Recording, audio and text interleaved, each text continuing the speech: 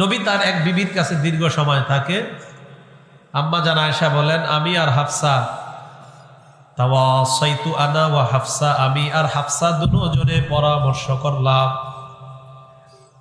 আন্না আইয়াতানা দাখালা আলাইহা নবী সাল্লাল্লাহু আলাইহি ওয়াসাল্লাম, আমি হাফসাকে বললাম, হাফসা, নবীজি জয়নবের কাছে যখন অবস্থান করে, জয়নবের কাছ থেকে অবস্থান করার পর আমার অথবা তোমার এই দুইজনের যার কাছে আল্লাহ নবী আগে আসবে, ফালতাকুল ইন্নী আজিদু মিনকা রিহা মাগাফির আকালতাল মাগাফির, আমার কাছে নবী আসলে আমি বলবো, হুজুর আপনি কি মাগাফির খেয়েছেন নাকি? তোমার কাছে তুমিও আসলে বলবা, আপনি কি মাগাফির খেয়েছেন কিনা। মাগাফির বলেন তো কি শব্দটা? মাগাফির, মাগাফির মানে আরবের একটা গন্ধযুক্ত খাদ্য, এটাকে মাগাফির বলা হয়। হাফসা তোমার কাছে নবী আসলে বলবা, হুজুর আপনি কি মাগাফির খেয়েছেন কিনা। আমার কাছে আসলে আমিও বলবো, আপনি কি মাগাফির খেয়েছেন কিনা। তাফসীরের বর্ণনায় আল্লাহ নবী জয়নবের ঘর থেকে বের হওয়ার পর সর্বপ্রথম হাফসা রাদিয়াল্লাহু তাআলা আনহার সাথে দেখা হয়। হযরতে হাফসা বললেন, ইয়া রাসূলুল্লাহ আকালতাল মাগাফির, আপনি কি মাগাফির খেয়েছেন কিনা। আল্লাহ নবী কয়, না আমি মাগাফির খাই নাই। কয়, আপনার মুখ থেকে মাগাফিরের গন্ধ আসে কেন? আল্লাহ নবী জবাব দেয়, অসম্ভব, আমি তো মধু পান করলাম, আমি মাগাফির খাই নাই। কয় না, আপনি মাগাফির খেয়েছেন। মুসলমান ভাইরা কথা বুঝে আসতেছে আপনাদের? আপনি মাগাফির খেয়েছেন, আপনার মুখ থেকে মাগাফিরের গন্ধ আসে। হাফসা বলে, না না মাগাফির খেয়েছেন। নবী কয়, লা শারিবতু আসালান, আমি মধু পান করেছিলাম, আমি খাইছি মধু, তুমি কও মাগাফির। কিন্তু মাগাফিরের গন্ধ আসে। টার্গেট নবীজি যাতে ওনার আরেক বিবির কাছে একটু কম যায়। নবীজি বললেন, হাফসা হালাফতু আল্লাহ আউদা, আমি শপথ করলাম আজকের পর আমি আর কখনো মধু পান করব না। মধু হালাল না হারাম? জোরে বলেন, মধু হালাল না হারাম? মাশাআল্লাহ। নবী একটা হালাল খাদ্যের ব্যাপারে বললেন, আমি আজকের পর আর মধু পান করব না, শপথ করলাম। ওয়ালা তুখবিরি বিযালিকা আহাদা, এই সংবাদটা তুমি আর কাউকে বলবা না। নবীজি যখন বললেন, হাফসা আমি আজকের পর আর মধু পান করব না, 28 নম্বর পারা 19 নম্বর পৃষ্ঠা সূরা তাহরিমের 1 নম্বর আয়াত আল্লাহ নাযিল করে দেয়।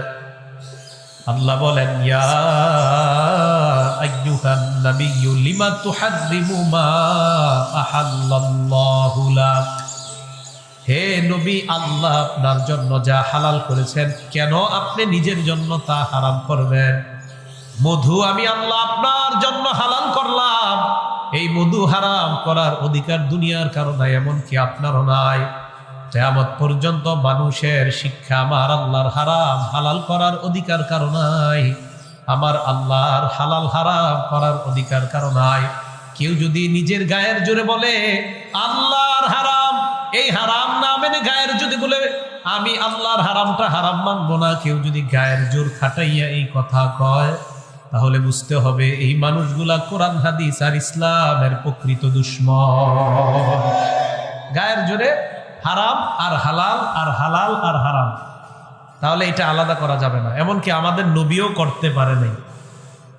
2 3 নাম্বার মন দিয়ে শোনেন, আমাদের নবী যা হালাল করেছেন এটাও আল্লাহর হালাল করার মতো হালাল। সুবহানাল্লাহ। আমাদের নবী যা হারাম করেছেন এটাও আল্লাহর হারাম করার মতো হারাম। এই জায়গাটা একটু ভালো করে বুঝেন। ইবনে মাজার হাদিস নাম্বার 12, কিতাবের নাম ইবনে মাজাহ, হাদিস নাম্বার 12। আল্লাহ নবী বলেন, ইউশিকুর রাজুলু মুত্তাকিয়ান আলা আরিকাতিহি, এমন একটা সময় আসবে মানুষ তার সিংহাসনের মধ্যে এইভাবে ভাব নিয়ে বসে থাকবে আর বুঝাইবে আমি কোরআন অনেক বুঝি, হাদিস অনেক বুঝি, এমন একটা ভাব নিবে। নবীজি বলেন, ইউহাদ্দিসু বিহাদিসিম মিন্নি, এই মানুষটার সামনে যদি আমার হাদিস পেশ করা হয়, এই মানুষটা বলবে বাইনানা ওয়া বাইনাকুম কিতাবুল্লাহ, আমাদের মাঝে আল্লাহর কোরআন থাকতে হাদিসের কি প্রয়োজন? চিল্লা বলেন নাউজুবিল্লাহ। তাদের নাম আহলে কোরআন। বলেন তাদের নাম কি? আহলে কোরআন কারা? যারা বলে শুধু কোরআন মানলেই চলবে, হাদিস মানার কোনো দরকার নাই। নাউজুবিল্লাহ। আমরা বলি কোরআনও মানতে হবে, হাদিসও মানতে হবে। তো যারা বলে আহলে কোরআন যারা, তারা হাদিস মানার কোনো প্রয়োজনীয়তা মনে করে না। তারা বলবে আমাদের মাঝে কোরআন আছে, আমাদের মাঝে কোরআন থাকতে হাদিসের কি প্রয়োজন? আমাকে আপনাকে যুক্তি দিবে আর বলবে মা ওয়াজাদনা ফীহি মিন হারাম হারামনা, এই কোরআনের মধ্যে যা হারাম পাবো এটাকে আমরা হারাম হিসাবে গ্রহণ করব। আমি আপনাদের কাছে জানতে চাই কোরআনের হারাম আমরা হারাম মানি কিনা? তো এরাও আপনাকে আমাকে ধোঁকা দিবে, বলবে কোরআনে যা হারাম এটাই হারাম। তা আমরাও তো বলি কোরআনের হারাম তো হারামই। ওয়ামা ওয়াজাদনা ফীহি মিন হালালিন ইস্তাহলালনা, আমরা কোরআনের মধ্যে যেটা হালাল পাই এটাকে হালাল হিসাবে গ্রহণ করব, এই কথা তারা বলবে। আমি প্রথমে আপনাদের মুসলমানদের কাছে জানতে চাই, বলেন কোরআনের হালাল আমরা হালাল মানি কিনা? কোরআনের হারাম আমরা হারাম মানি কিনা? তো এরা আমাকে আপনাকে বলবে কোরআনের হালাল থাকতে হাদিসের হালালের দরকার নাই, কোরআনের হারাম থাকতে হাদিসের হারামের কোনো দরকার নাই। আল্লাহর নবী বলেন আলা ওয়া ইন্নামা হাররামা রাসূলুল্লাহ মিসলু মা হাররামাল্লাহ, এদেরকে জানায় দাও আমি নবী যেটাকে হারাম করি আমার হারাম করাটা আল্লাহর হারাম করার মতো হয়ে যায়। আমার হারাম এটা আল্লাহর হারাম করার মতো আমাদের নবীজি বলেন। আহলে কোরআন যারা বলে হাদিসের দরকার নাই, তাদের টার্গেট হলো উম্মত যেন নামাজ না পড়ে, কারণ হাদিসের মধ্যে আছে জোহরের নামাজ 4 রাকাত, ফজর 2 রাকাত, আসর 4 রাকাত, মাগরিব 3 রাকাত, এশা 4 রাকাত। এই কথাগুলা কোরআনের কোন আয়াতে লেখা নাই। ফজর নামাজ যে 2 রাকাত, জোহরের নামাজ 4 রাকাত, কোরআনের কোন আয়াতের মধ্যে লেখা নাই। আসরের নামাজ 4 রাকাত, কোরআনের কোন আয়াতে লেখা নাই। মাগরিবের নামাজ 3 রাকাত, কোরআনের কোন আয়াতের মধ্যে লেখা নাই। এশার নামাজ 4 রাকাত, কোরআনের কোনো আয়াতে লেখা নাই। তাদের টার্গেট হলো আপনাকে বলবে কোরআন মানলেই চলবে, হাদিস মানার দরকার নাই। তাদের ধান্দা হলো তারা নিজেরাও নামাজ পড়বে না, উম্মতকেও নামাজ থেকে দূরে সরাইতে চায়। এটা তাদের টার্গেট। কারণ কোরআন মানলে নামাজ পড়া লাগে না, শুধু কোরআন মানলে ফজরের নামাজ যে 2 রাকাত এটা তো কোরআনের কোথাও নাই। তাই শুধু কোরআন মানার স্লোগান দিলে ফজর পড়া লাগবে না, জোহর পড়া লাগবে না। প্রিয় মুসলমান ভাইয়ারা, এতটুকু কথা কি আপনাদের বুঝে আসছে? তাহলে 1 নাম্বার আল্লাহর হালাল হালাল, আল্লাহর হারাম হারাম।